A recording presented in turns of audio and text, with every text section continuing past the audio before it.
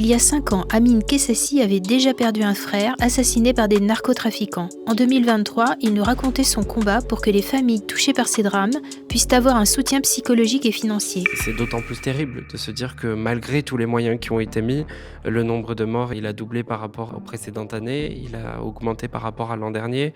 C'est terrible de se dire que même si le chef de l'État prend personnellement le dossier, que tout un gouvernement se mobilise autour de cette question, qu'on n'arrive pas à lutter, qu'on n'arrive pas à faire face à ces trafics de drogue. Donc ça fait peur. Ça montre qu'à un moment, il faut qu'on arrête avec cette politique de la répression et qu'on se mette à innover sur cette question de la drogue, sur cette question du cannabis.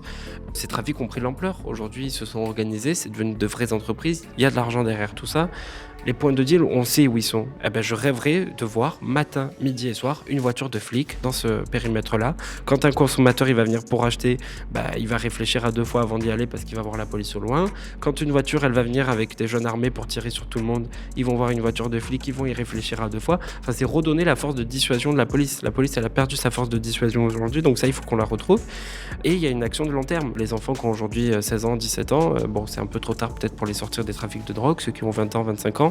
Mais en tout cas, ceux qui ont 5 ans, ceux qui ont 6 ans et qui n'y ont pas encore mis un pied, ceux-là, on peut les sauver. Ceux-là, on peut dès maintenant les accompagner, faire en sorte que ces jeunes, ils grandissent avec des livres, ces jeunes, ils vont à la bibliothèque, ces jeunes, ils vont aller aux Alpes comme nous, on le faisait, ils vont aller dans des classes vertes, dans des colonies, etc. etc.